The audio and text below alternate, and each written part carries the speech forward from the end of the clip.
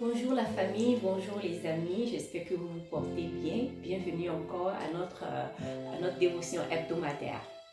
Alors, cette semaine, nous allons voir le livre de Matthieu, Matthieu 11, et je lis le verset 28. Matthieu 11, le verset 28.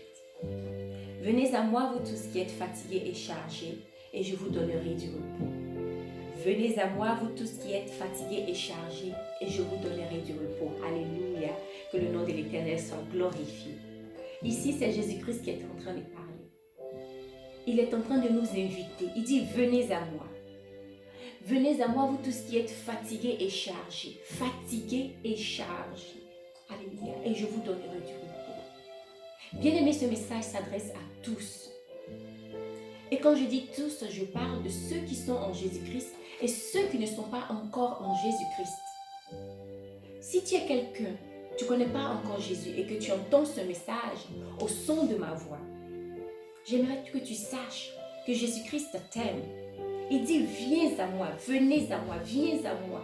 Toi qui es fatigué et chargé, c'est quoi ton fardeau aujourd'hui? C'est quoi les problèmes de ce monde? Le souci de l'argent?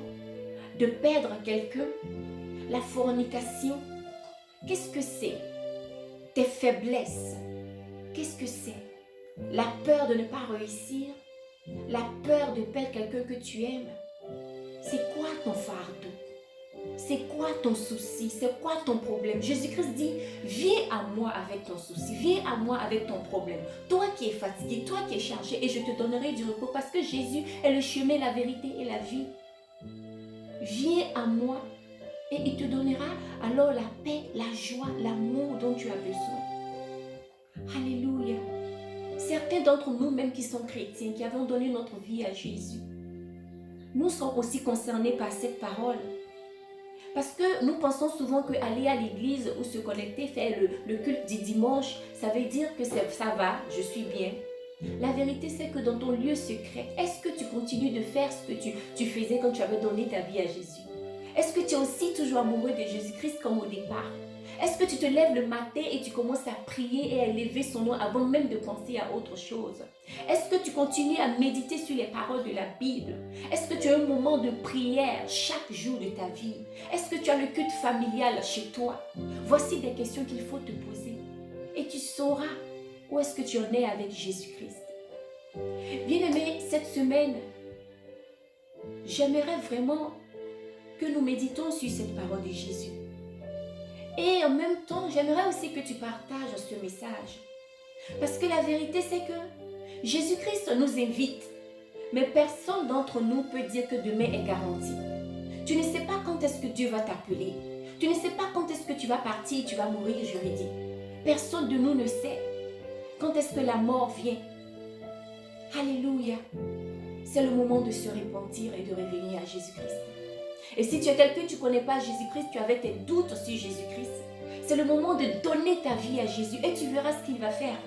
Tu verras comment il va transformer ta vie. Laisse-moi te dire, Jésus-Christ a dit dans le livre de Marc, le chapitre 2, et je vais lire le verset 17.